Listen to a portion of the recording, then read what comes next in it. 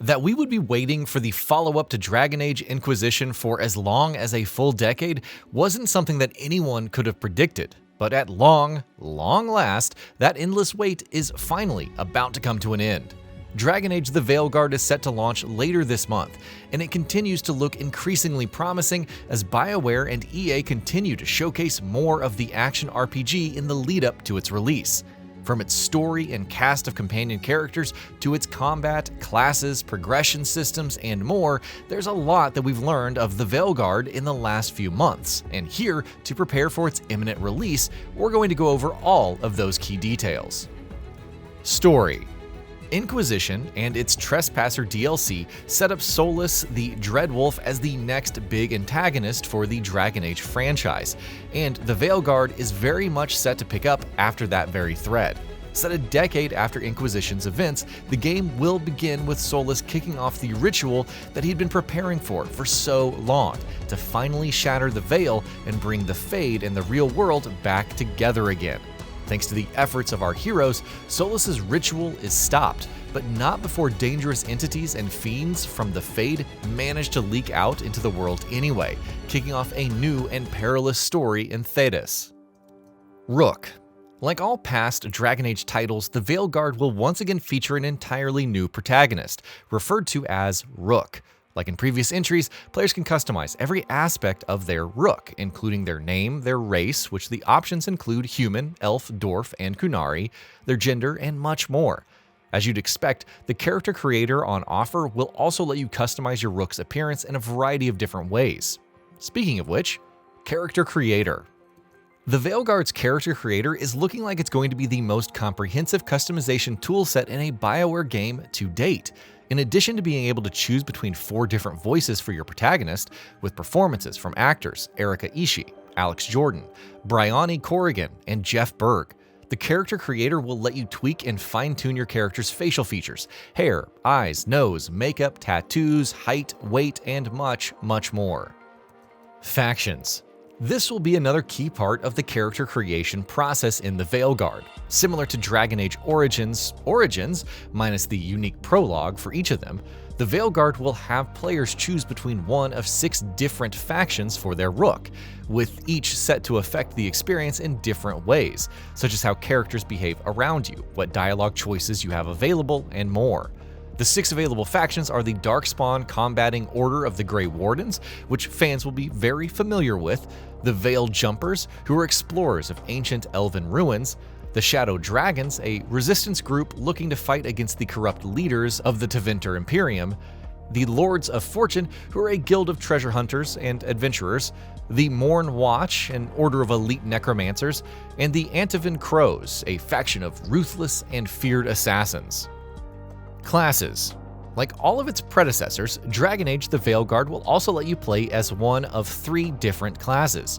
Your Rook can be either a warrior, a rogue, or a mage, while each class also has their own set of 3 unique specializations. As a warrior, you can either be a Reaper, who uses supernatural night blades, a champion, who are equipped with a sword and a shield, or a slayer, who can use 2-handed weapons. Meanwhile, a rogue, you can be a duelist who can wield 2 daggers, a Veil Ranger who are ranged bow and arrow specialists, or a saboteur who have an affinity for traps. Finally, as a mage, you can be a Death Caller who use necromancy, an evoker who use elemental magic, or a spell blade who combine melee and magic. Companions. Unsurprisingly for a BioWare game, Dragon Age the Veilguard is placing a great deal of emphasis on its cast of core companion characters that you'll recruit, fight alongside, and get to know much better over the course of this experience. There will be 7 companions in the game in total, including the rogue Lace Harding, a dwarven woman who was also featured in Inquisition as the eponymous organization's chief scout, the mage Imric Volcarin, who is a necromancer of the Morn Watch and travels in the company of a deer skeleton companion named Manfred, and the warrior Davrin, a Grey Warden who is accompanied by a companion Griffin who is a renowned monster hunter in his own right. More companions. Let's spend a little more time talking about the Veilguard's cast of companions because there's plenty more to talk about here. The action RPG's main cast will also include Belara, an elven mage and a Veil Jumper who has a knack for exploring ancient ruins and uncovering their mysteries. Lucanus, the rogue, an enigmatic master assassin belonging to the Order of the Antivin Crows, the mage Nev Gallus, who is a private investigator and a shadow dragon working in the city of Minrathos, and finally Tosh, a Kunari dragon hunter who works alongside the Lords of Fortune. Combat. The Dragon Age franchise loves to experiment with its combat systems, and with the Veilguard, it's once again offering something new. For starters, it's a much more action-driven combat system this time around, with inspiration clearly taken from games such as the modern hack-and-slash titles, while still placing an emphasis on pause and play tactical action, especially when it comes to combining with companions to exploit enemy weaknesses and set a variety of chain reaction attacks. Each class will bring unique combat actions and abilities, while players will also be able to build up enemies' stagger meters to be able to break through their armor. More combat details. Dragon Age the Veilguard will be changing a few core tenets of the series' past combat systems. For starters, instead of 4 characters, your party will now be capped at 3 characters, which is something that Mass Effect fans will find more familiar. Something else that the Veilguard is taking from BioWare's sci-fi series is that, unlike past Dragon Age titles, you will not be able to control your companions directly, though you will always have the ability to pause the action and issue commands to your allies, which in turn will be a big part of the combat's more tactical side of things. Each companion will have a total of 5 unlockable abilities, though you will only be able to equip them with 3 at a time, so make your choices wisely. Mission-based structure. After the sprawling and arguably bloated experience that was Dragon Age Inquisition, most would have expected its follow-up to take the fully open-world route, but BioWare has shown some restraint instead. Dragon Age the Veilguard is not an open-world game, and is instead confirmed to follow a mission-based structure. The game will largely be linear, with players moving from one mission to the next in a hub-and-spoke style overarching structure. The lighthouse will serve as said hub location, a la Skyhold in Inquisition or the Normandy in Mass Effect. Open areas. Though the Veilguard is going to be a largely linear mission-based game, that doesn't mean it won't have any room for exploration. On the contrary, BioWare has confirmed that though story missions will take place in a linear and handcrafted location, outside of such quests, players will be able to travel and freely explore multiple large and open-ended maps, including Arlathan Forest, which we've already seen glimpses of in pre-launch gameplay, the Hossberg Wetlands, and more. Progression. Dragon Age the Veilguard is placing heavy emphasis on its RPG systems and build diversity, and its skill trees will seemingly have a big role to play in that.